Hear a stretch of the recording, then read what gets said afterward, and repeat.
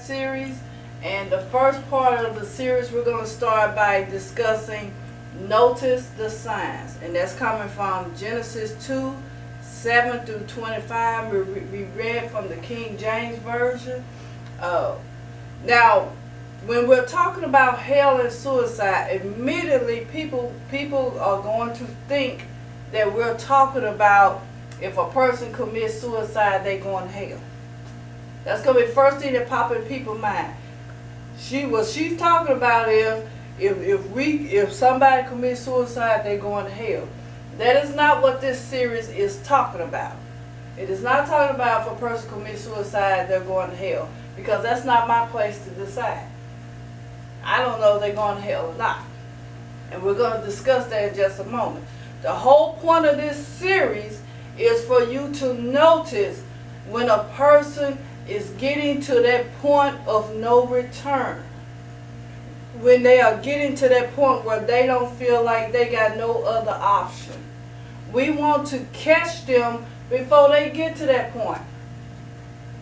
So how can we be talking about hell and suicide? That means a person is going to hell that commits suicide, when we are trying to keep a person from getting to the point of committing suicide. So we can't associate hell and suicide as meaning when a person commits suicide, they're going to hell. That is not what this teaching is about. Now, we read Genesis 2:7 through 25. If you notice, I have in verse 17, I have it 17 and 18, I have it underlined. So let me read 17 and 18 again.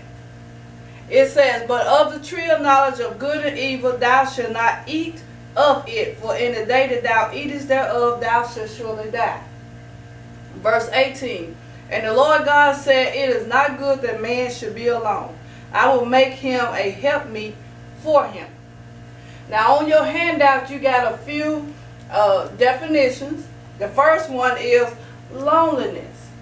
When we think of loneliness, we think of a person, when we was younger, there used to be that person in our mind, the way society has told us, it was that person that's sitting at home on a Friday and Saturday night. They ain't got nowhere to go, they ain't got no friends, they ain't got nobody to be with. So loneliness was that person that didn't have nobody.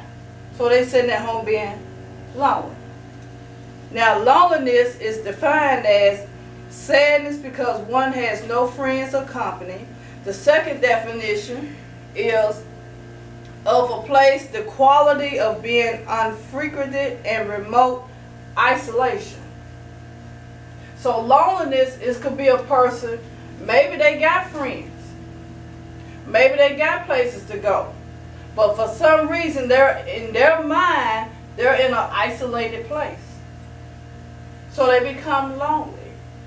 We've all had a point in our life where we had our lonely moments. We can sit here and say, no, I was popular one. I was always up and going. I was in the club popping it, dropping it like it's hot, and it wasn't me. I was always doing something. There's moments you can be in a crowd of people and still feel lonely. Because you can feel like you don't belong. And we're going to touch on that here in just a second. Okay. The next definition is alone. So if loneliness is of a place of quality of being unfrequented, remote, isolated, or having no friends or company, and because of it you're sad, alone is having no one else present. So alone and loneliness is kind of similar. You ain't got no one around. You're alone. And because of that, for some people, it can bring them to a place of sadness. The next definition is influence. Influence is the one we're going to harbor on today. And then we have the definition accessibility, and the next definition is subjective. Influence is the capacity to have an effect on the character, development, or behavior of someone or something, or the effect itself. So it is the capacity to have an effect on someone. It is to have the ability to have an effect on someone. In other words, I can say something to Minister Michael to make him feel some type of way. That's influence. I can say something negative to him when he might have had joy in his heart when he come in, but now he feels sad. He feels angry. He feels hurt because of something I said. So I use what is called influence to have an effect on him. The next word is accessibility. And it is the quality of being able to reach or enter. The quality of being able to reach or enter. We've all that been in relationships, I don't care, you can say that ain't me, it's you. We've all been in that relationship where we made ourselves accessible to that person. We knew that person didn't mean us no good, but we made ourselves accessible to that person. We were always there when that person wanted us or needed us, or in our mind they needed us. We made ourselves accessible. And in a lot of cases that's good, but there's those slim times when people take advantage of you being accessible. They use it to their advantage. I know she's going to be there for me, so I can treat her any old kind of way. I can treat him any old kind of way, because I know they're going to be there for me. When I call them, they're going to come run, because you made yourself accessible. Okay, the last word in our definition is subjective. And that means based on or influenced by personal feelings, taste, or opinions. So in other words, I can say something in a subjective manner to get Evangelist Queen to do what really I want her to do, but I can let her think that it was her idea. I was being subjective.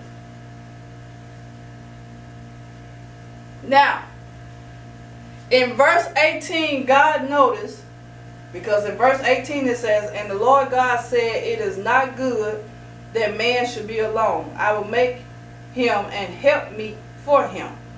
So God noticed that it was not good for man to be alone, who was out. God noticed that in Genesis 2. God noticed that it was not good for man to be alone.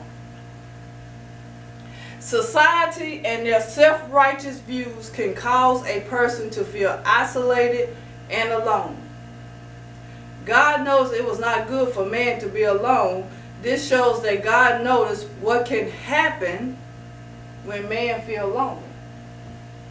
God already knew if a person feels lonely or feel alone, something negative can happen from that. And that's when we get into the place that is called influence. A person who is lonely, who is alone, who feel like they're in a crowd but they're supposed to be there, or that nobody see them. When a person is at that stage, that's when the enemy can come in and influence them, can have an effect on them.